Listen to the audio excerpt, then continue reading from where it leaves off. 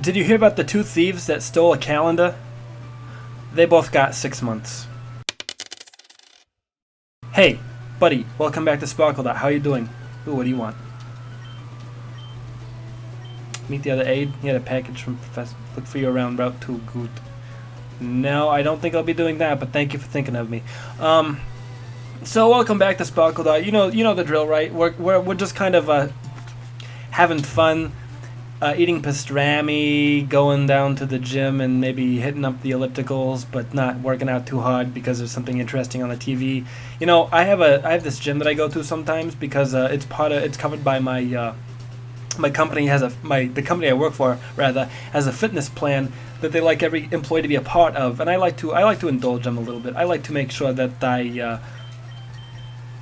what do you got there, buddy? You got something for me? Oh, nice. Thank you. Thank you very much. You're very precious. You're very dear to me, and I love you. So this gym I go to, they've got about 6 TVs, maybe more like 8 TVs lined up in front of the treadmills. And the treadmills all have, or rather the TVs all have something different on them, different channels. And some, like one might have CNN, one might have NBC, one might have CBS, Fox. You know, you got all the local channels. You know what I'm talking about. It's not a big fucking deal. And so I'll go on there and I like watch. Actually, I remember I was at the gym during the Boston Marathon bombing. I don't have a story for that. That's just where I was when I saw that happening. But these TVs, they always have different shows on, and the crazy thing is, at least 3 of them are always playing The Big Bang Theory. And you might be thinking to yourself, well, that's not that big of a deal. It's a relatively popular show, and it plays in syndication, so it makes sense that it would be playing on so many channels. But that's not really what my problem is. My problem is that there are like 3 different channels playing the same show at the same time. It's like, what's even the point of doing that? Why not just play different shows in different time slots? Because if somebody has, like, if you're going to play one show, one episode, and then another channel's playing a different episode, then it's like, where do the ratings come from? I don't know. It doesn't make sense to me. Why not play different shows in syndication? Why play like 3.5 Men or The Big Bang Theory or According to Jim or Cheers? Playing those shows all the time. Why not branch out, try something different? That's all I'm asking. Is to just, branch out a little bit, make things a little bit nicer for everybody, because who wants to watch like 5 people watching the fucking Big Bang Theory? That's not a good show. If you think that's a good show, you're mistaken. Go watch Ancient Aliens. That's a much better show. You can learn all about the pyramids and how they were built by aliens to go to space, or they were energy beams transporting energy up to satellites in space, the Black Knight satellite, all that kind of stuff. Or whatever other ridiculous things that you might believe in that you think are true only because nobody's verified for you that they are in fact not true, because you only get your news sources from websites where everybody agrees with each other instead of websites that contest popular ideas or beliefs, or websites that are conspiracy websites, but people there are not as willing to believe in things that are crazy because just because they're crazy, they might be thinking, well, I've never thought about it that way before, so it must be true. And some places are like that. I don't know. I find conspiracy theories to be very interesting, but I don't really subscribe to a lot of them. The only one I subscribe to is, I don't know. They all sound crazy to me. In some degree, they all have an element of craziness to them. And I think that's why I like reading them so much, is because it's like, well, this incredibly insane thing has, like, a lot of people, like a lot of government officials, politicians, who have given it some sort of like credence, some sort of credibility. Like when they say that when people say that they saw aliens go into space when in the 1969 when they went to the moon or whatever, the moon landing, like Neil Armstrong or Buzz Aldrin said that they saw like various spacecrafts flying around them and like watching them the entire way, and that there's like aliens on the dark side of the moon and stuff like that. It's like, that sounds insane, but the fact that it's coming from the people who went to the moon kinda makes it sound like it maybe isn't as insane as I previously thought.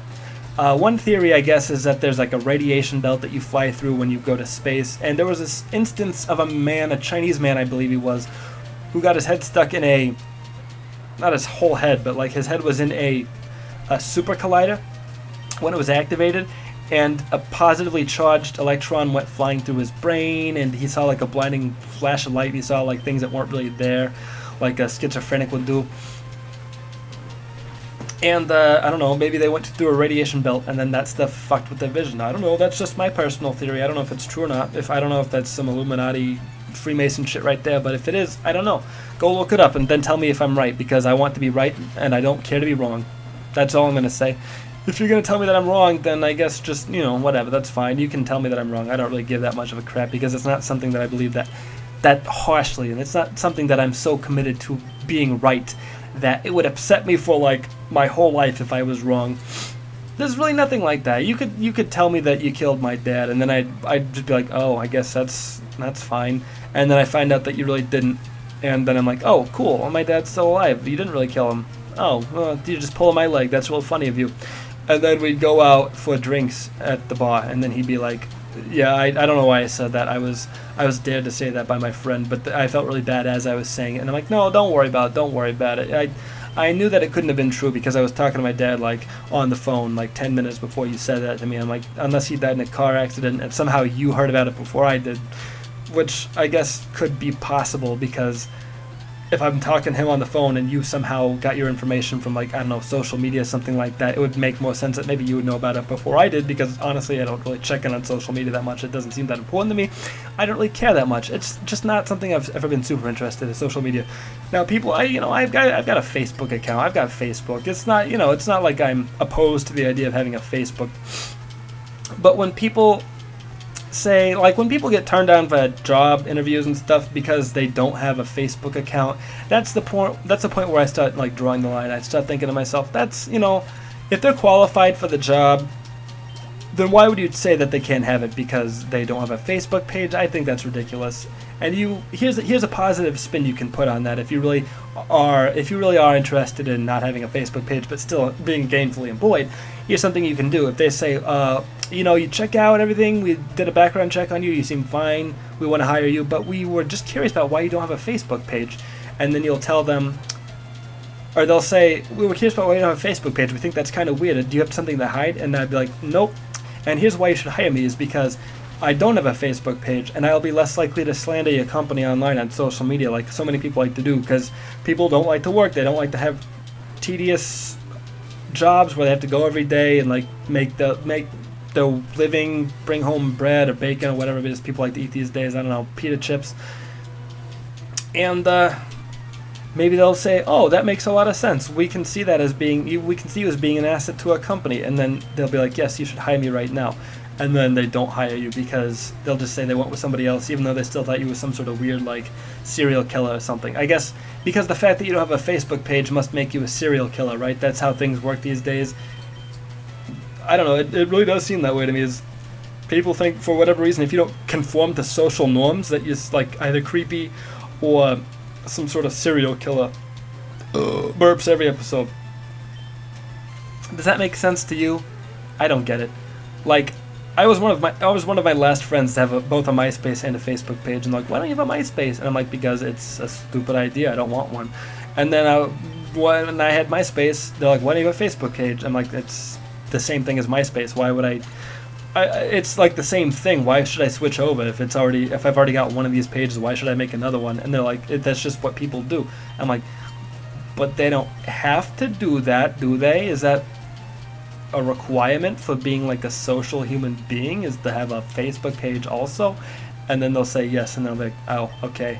I guess if you say yes, then I guess I'll have to take your word for it, because it's not something I've ever really been super interested in explaining. I don't want to explain myself to other people, is what it comes down to. And you might be thinking, well, maybe you're just doing it to be like contrarian, or you're some sort of crazy person who doesn't like to think that you don't like other people to think that you are just one of the sheep who go along with the crowd. You sheeple. Hey, what's the singular version of the plural sheeple?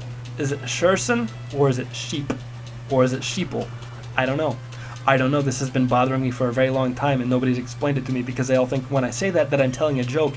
And then I lay awake at night, like rocking myself and like cradling my whole body, rocking myself to sleep. And I'm like, why won't anybody take me seriously? It's just, I'm sad because nobody feels it necessary to take me seriously. It's just not fun for me anymore being alive. And I'm not saying that I'm going to kill myself. Of course, I'd never say anything like that. That's ridiculous. Why would I say something like that? I just think maybe people should be a little bit more considerate from me. People like me. People who are easy to make fun of and easy to bring down to their level. Because, you know, people don't like it when other people are happy around them, and I don't get that. That doesn't make sense to me. If you don't want me to be happy, I guess that's fine. But if you have such a problem with happiness that you feel like you're not happy, and you see someone around you who's happy, and then you have to just be a complete shit tool to them and call them like fat or whatever, even though they're not fat, even though they're just kind of like skinny versions of Woody Allen, just, you know, be nice about it. I don't know what to tell you. It's just, it doesn't make sense to me. It doesn't. None of it makes sense to me. That's why I just drink myself to sleep every night, and then I read books about Judaism, and then I fall asleep with them on my face, and then I wake up in the morning and I can't see, so I shake myself awake and I like flail my arms and stuff, and then I sit up and then I realize that, oh, it's just another day. I haven't woken up from this horrible nightmare that is reality.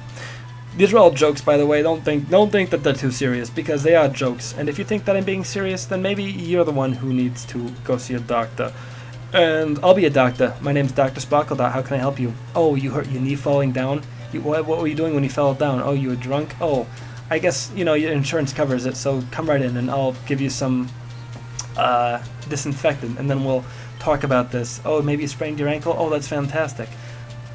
I don't know why it's fantastic that you sprained your ankle, but it really is a miracle of modern science that we're able to just twist it back into place. You say you twisted your ankle, right? Is that what you said?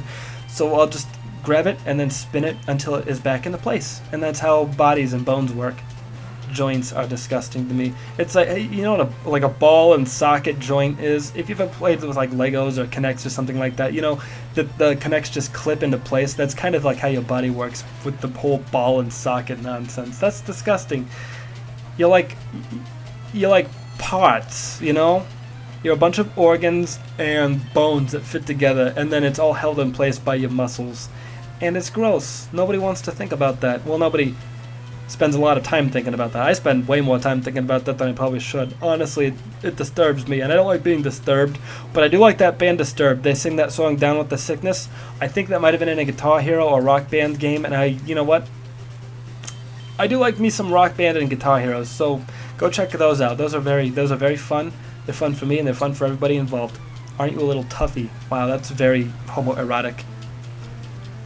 I don't mean to say that there's anything. What is going on? He's got like is it one of those Japanese masks on his face? Like when they had SARS going around? I hope so, because that'd be really cool. I think he was cool, and I'd want to hang out with him and his rock ball, his angry rock ball. Gosh. You know, the draft is coming back, or that's what they say. They're talking about bringing the draft back. And I think they should, because it's been really warm lately. But, that's my rim shot. Thank you. But they're talking about bringing the draft back and putting women on the draft too, and then women are like, well, why should we have to fight? I'm like, you wanted equality, you got equality. If men have to go out for combat, then so do you ladies. You have to go out for combat too. We can just have two side-by-side wars, the men war and the women war, and then we'll just have the men of our side and the men of their side go to war, and then the women of our side and the women of their side go to war. And I think the ultimate result is that it will be way too confusing and hectic for everybody to have to deal with. So we'll just both call the war off and be like, this is just too much. Let's just stop and then just not go to war anymore. It's just not worth the hassle to make this work. And I'm like, that's what I've been saying the whole time. This war is it's just too difficult, you know? It's tedious. You have to get up early. You have to sit in a plane for like 5 hours going over to the Middle East and being like, well, I don't want to, you know what? I kind of want to go see Iraq. I think it'd be cool to go see Iraq, but I don't want to like have to be in uniform shooting people. I was actually just planning on putting on like a Spain shirt, like a Spanish soccer shirt or something like that, and then just pretending I was from Spain, even though I'm very white and I have red hair instead of black hair and being a tan boy. Patronize. She doesn't want me to patronize her. I'm not a patronizing person. Oh, by the way, patronizing means talking down to other people, in case you didn't know, in case that didn't make sense to you. I don't know. Just I'm having fun. I don't know what the problem is. Scratch. Oh, scratch that from the record. But I'm sit. Okay. I think we're gonna end this one here soon. I'm going to try to see if I can't get healed up here in a second. And until then, we'll just shoot the shit. You know, we'll just have a conversation. What do you want to talk about? Dogs? I love dogs. They're very nice. They got wet noses and they like to put the noses on your face when you're sleeping, and then you wake up thinking that like there's water dripping on your face, but it's just your dog trying to sniff, like lick the inside of your mouth, because I guess you ate, I don't know, potato salad last night, and there's still some like Dijon mustard in there, and he wants to lick it because it smells good. Anyways, that was stupid. Thank you for watching SparkleDart. Goodbye. Mwah.